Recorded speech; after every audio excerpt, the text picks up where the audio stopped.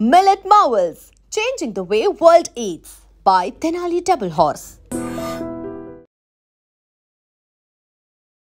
మహబూబ్ నగర్ లో జరిగినటువంటి అత్యంత దారుణమైన సంఘటన అండ్ ఒక మనిషి మానసికంగా కుంగిపోతే లేకపోతే ఒక మనిషి ఆలోచనలు మారిపోయి ఎటెటెటో అయితే ఏమైతుంది అనే దానికి నిదర్శనమే ఈ స్టోరీ అనుకోవచ్చు. ఎందుకంటే ఒక 2 నెలల క్రితమో 3 నెలల క్రితమో యాక్చువల్లీ ఇలా కుటుంబం మహబూబ్ నగర్లోనే ఉంటుంది. అయితే జనరల్లీ కూడా మనకేంది కొంచెం చీమలో లేకపోతే పురుగు పడితేనో ఏం చేస్తాం, జనరల్గా వాకిట్లో ఎండ దగ్గర తీసుకుపోయి అవి ఆరేస్తూ ఉంటాం. సేమ్ ఇప్పుడు నేను చెప్పబోయే స్టోరీలో కూడా ఇప్పుడు ఎవరైతే యశోద అనే ఆమె ఉందో, 2 కిడ్స్, అట్లాగే వాళ్ళ ఆయన జాబ్ చేస్తూ ఉంటాడు. 2 నెలల్లో 3 నెలల క్రితమో పల్లీలు అట్లాగే డ్రై ఫ్రూట్స్ వాళ్ళ ఇంటి ముంగట ఆరవేసింది. మనకు తెలుసు కదా, ఇంటి ముంగట ఆరవేసినప్పుడు దానికి కాపలా ఉండాలా, చెయ్యాలా, అయినా సరే ఒక్కొక్కసారి కొన్ని అనుకోని సంఘటనలు కూడా జరుగుతూ ఉంటాయి. అదే ఇప్పుడు యశోదాకి ఏమైపోయింది అని అంటే మానసికంగా కుంగిపోవడానికి అనుకోండి, లేదంటే మానసికంగా ఆలోచనలు మారిపోవడానికి రీజన్ అదే అయింది. ఎందుకంటే వీధిలో ఆరవేసినప్పుడు ఆ రోజు ఏం జరిగిందట అంటే వీధి కుక్కలు 2 కొట్లాడుకుంటా వచ్చి ఇప్పుడు ఈమె ఆరవేసిన ఏవైతే పల్లీలు ఉన్నాయో లేకపోతే డ్రై ఫ్రూట్స్ ఉన్నాయో దాని మీదకెళ్ళి అవన్నీ 2 కుక్కలు కొట్లాడుకుంటా వెళ్ళిపోవడం, అవన్నీ కూడా చెల్లా చెదురు అయిపోవడం. ఆ తర్వాత కుక్క బేసిక్ ఏముంటుంది, స్మెల్ చూస్తూ ఉంటుంది జనరల్లీ. అండ్ కొట్లాడుకున్నప్పుడు ఏమవుతుంది, అవన్నీ కూడా చెల్లా చెదురు అవుతాయి. అట్లాగే ఆ కుక్క నోట్లో వచ్చినటువంటి లాలాజలం ఏదైతే ఉంటుందో అది మేబీ ఆ డ్రై ఫ్రూట్స్ మీదనో లేకపోతే ఆ పల్లీల మీదనో పడి ఉంటుంది అనేది బేసికల్గా యశోదకు వచ్చినటువంటి ఒక అనుమానం. ఇప్పుడు అనుమానం పెనుభూతమైంది అని జనరల్లీ అంటూ ఉంటారు కదా, ఇక్కడ అదే నిజమైందేమో. 3 నెలల క్రితం జరిగినటువంటి సంఘటన.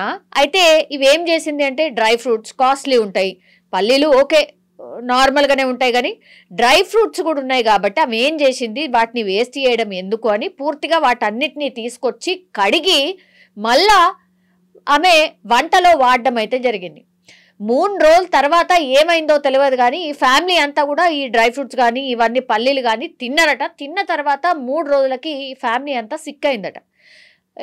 డాక్టర్ దగ్గరికి పోతే ఫుడ్ పాయిజన్ అయింది అనేటువంటి మాట చెప్పిండ్రు. అప్పటి నుంచి కూడా యశోద మైండ్లో ఒకటే ఉండిపోయింది, కుక్కలు తిన్నటువంటి లేదంటే తాకినటువంటి ఫుడ్ని మనం కడిగి తిన్నాము, అప్పటి నుంచే మనం సిక్ అవుతున్నాము. కాబట్టి కుక్కకు సంబంధించిన వార్తలు ఈ మధ్య కాలంలో చాలా పెద్ద ఎత్తున ప్రచారంలో ఉన్నాయి. అవేంటి అంటే రేబిస్ వ్యాధి. రేబిస్ వ్యాధి ఖచ్చితంగా మన ఫ్యామిలీకి సోకి ఉంటుంది. మనం కూడా కుక్కలాగానే బిహేవ్ చేస్తాము, అట్లాగే అత్యంత దారుణంగా చచ్చిపోతాము. కుక్క ఎట్లయితే బిహేవ్ చేస్తుందో ఆ అరుపులు కానీ లేకపోతే కేకలు వేయడం కానీ నీళ్లు తాగబుద్ధి కాకపోవడం కానీ ఇవన్నీ కూడా మనకు కూడా జరుగుతాయి. ఖచ్చితంగా మనకు రేబిస్ సోకింది, మనం కూడా చనిపోబోతున్నామని గట్టిగా ఆమె మైండ్లో నాటుకుపోయింది. వాళ్ళ భర్త కానీ చుట్టుపక్కల వాళ్ళు కానీ వాళ్ళ అమ్మ కానీ నాన్న కానీ ఎన్నిసార్లు చెప్పినా, ఎన్నిసార్లు హాస్పిటల్కి తీసుకెళ్ళి ఈమె ఇట్లా ఆలోచిస్తుంది సార్, నిజంగా ఏమన్నా ఉందా, టెస్టులు చేయండి అంటే టెస్టులు చేసిండ్రు, అక్కడ ఏం రాలేదు. తర్వాత వెళ్ళి మానసికంగా ఆమె కుంగిపోతుంది కాబట్టి ఇక లాభం లేదనుకున్నాడు. నువ్వు నడు, రేబిస్కి సంబంధించిన వ్యాధి ఉంది అంటున్నావు కదా, యాంటీ రేబిస్కి సంబంధించిన ఇంజెక్షన్ ఉంటుంది అది వేపిస్తాడు అని ఆమెకి ఇంజెక్షన్ కూడా వేపించిండు.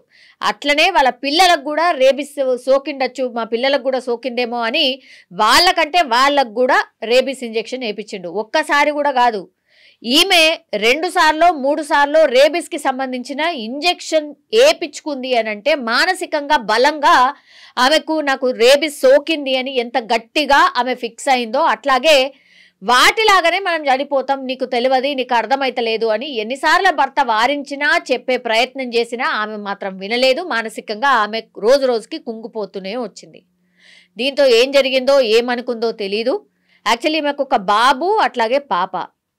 బోర్డు మీద క్లియర్గా రాసింది, లోపల ఒక బోర్డు లాంటిది ఉంటే బాబుని మంచిగా చూసుకో, రేబిస్ వ్యాధి ఏమన్నా సోకుంటుంది కాబట్టి ఆయనకు కూడా ఇంజెక్షన్ ఇప్పియు అని ఫోన్ ఉంటుంది కదా, ఫోన్ని తీసుకెళ్ళి మంచిగా బాబు చేతిలో పెట్టి బయట కూర్చోబెట్టింది. లోపల ఈమె ఇంటి లోపలికి వచ్చి ఆమె కూతుర్ని 3 ఏళ్ల కూతురు మాత్రమే గొంతు నులిమి చంపేసింది. తర్వాత ఆమె ఇంట్లో ఉన్నటువంటి ఫ్యాన్కి ఉరి వేసుకొని చనిపోయినటువంటి సిచ్యువేషన్. సో ఎంత దారుణం అంటే, ఎంతమంది చెప్పినా ఏం చెప్పినా ఒకటే ఏం జరిగింది అంటే, వాళ్ళు ఏదైతే తిన్నారో ఆ ఫుడ్ ఏదైతే తిన్నారో దాంట్లో ఖచ్చితంగా ఈ కుక్క యొక్క లాలాజలం మిక్స్ అయిపోయి ఉంది. రేబిస్ వ్యాధి మన అందరికీ ఉంది, అది మన ప్రాణాలని తీస్తుంది, మన చంపేస్తుంది అని ఫిక్స్ అయిపోయింది. ఎన్నిసార్లు ఏమన్నా చెప్పు, ఎన్ని టీకాలన్నాయి. సో మానసికంగా కుంగిపోయినటువంటి ఆమెకి ఎన్నిసార్లు చెప్పినా ఎంతమంది చెప్పినా అర్థం కాలేదు. లాస్ట్కి వస్తే ఎవరు కూడా ఎక్స్పెక్ట్ చేసి ఉంటారు, అంటే భర్త కూడా ఎక్స్పెక్ట్ చేసి ఉంటాడు నాకు తెలిసి, ఇట్లా చనిపోతుంది, చంపేస్తుంది, వాళ్ళ కూతుర్ని చంపేస్తుంది, అట్లాగే తాను కూడా చనిపోతుందని ఆయన ఎక్స్పెక్ట్ చేసి ఉంటాడు. అదే అక్కడ ఆయన చేసినటువంటి ఒక రకంగా ఏమనుకుంటారు అంటే ఒక మిస్టేక్ అనుకోవచ్చు. ఇప్పుడు ఆయన పాపం ఆయన మదిలో ఏముంటుంది, అయ్యో ఇట్లా వదిలిపెడితే కదా, నేను ఇట్లా ఊహించి ఉండలేదు కదా, మరీ చనిపోతుందని నేను అనుకోలేదు కదా అని ఇప్పుడు పాపం వాళ్ళు చనిపోయిన తర్వాత డెఫినెట్లీ అనుకుంటాడు. సో ఇప్పుడు లాస్ట్కి వస్తే ఏమైందంటే కంప్లీట్గా మానసికంగా ఆమె కుంగిపోయింది. అది అందరి దృష్టిలో ఉంది, చూస్తున్నాం. తర్వాత 2 సార్లు 3 సార్లు యాంటీ రేబిస్కి సంబంధించిన ఇంజెక్షన్ తీసుకున్న తర్వాత కూడా ఆమె మనసులో బలంగా నాటుకపోయింది, కానీ మేము చనిపోబోతున్నాం, రేబిస్ వ్యాధి మాకు ఉంది అనుకున్నది. కాబట్టే అలా కూతుర్ని గొంతు నులిమి చంపింది. ఆ తర్వాత ఫ్యాన్కి ఊరేసుకొని చనిపోయినటువంటి సిచ్యువేషన్. ఒక్కసారిగా ఈ వార్త తెలిసిన తర్వాత అందరికీ ఒక ఆందోళన, అయ్యో ఏంది ఇది, ఇట్లా ఇంత మానసికంగా కుంగిపోతారా, ఇంత భయంకరంగా ఆలోచిస్తారా, ఇన్ని ట్రీట్మెంట్స్ అయినాయి, యాంటీ రేబిస్కి సంబంధించిన ఇంజెక్షన్ తీసుకున్న తర్వాత కూడా పాపం ముక్కు పచ్చలారని పాపం బిడ్డను చంపింది, తర్వాత తను కూడా చనిపోయింది. ఇప్పుడు కొడుకు ఎట్లా, చిన్న కొడుకు ఎట్లా, ఇప్పుడు మళ్ళీ బోర్డు మీద రాసింది ఏమని, కొడుకు జాగ్రత్త, వాడికి కూడా రేబిస్ రాకుండా వాడికి ఇంజెక్షన్ ఇప్పియు అని బోర్డు మీద రాసింది అని అంటే, ఇంకా చనిపోతూ కూడా ఆమె అదే ఆలోచనతో చనిపోయింది. సో చాలామంది సైకలాజికల్లో ఇట్లా దెబ్బతిన్నప్పుడు ఫస్ట్ వాళ్ళకి చేయాల్సింది ఏంటంటే, ఈ ట్రీట్మెంట్ నడుస్తూ ఒకవైపు ఉంటుంటేనే ఇంకోవైపు కూడా కౌన్సిలింగ్ లాంటి సెషన్స్ చేపియాలి అనేటువంటిది స్పష్టంగా ఈ ఇన్సిడెంట్ ద్వారా మనకైతే అర్థమవుతుంది. పాపం లాస్ట్కి వస్తే భర్త చేతుల నుంచి జారిపోయింది, అంటే భర్త కూడా ఏం చేయలేనటువంటి పరిస్థితుల్లో వెళ్ళిపోయింది అనుకోవచ్చు. భార్య యశోద ఇంత భయంకరంగా ఆలోచిస్తుందని పాపం ఆయన కూడా ఊహించి ఉండడు. మీడియాకు కూడా మాట్లాడుతూ అదే చెప్పిండు, నా భార్య ఇట్లా ఉండింది కాబట్టి ఆ రీజన్ వల్లనే చనిపోయింది, రేబిస్ నాకు ఉంది అనే ఫిక్స్ అయింది, ఎన్నిసార్లు ఏం చెప్పినా వినలేదు, లాస్ట్కి వస్తే ప్రాణాలే పోయినాయి అన్నటువంటి మాట చెప్తున్నాడు. And for more videos, please subscribe to iDream. Please subscribe to iDream. Please subscribe iDream. And please subscribe to iDream. For more videos, subscribe to iDream. please like, share and subscribe to the channel. Congratulations, iDream. Subscribe to iDream. Subscribe to iDream. So subscribe to iDream Media. iDream ki iDream team andarki huge congratulations. Please subscribe iDream Media. Please subscribe to iDream.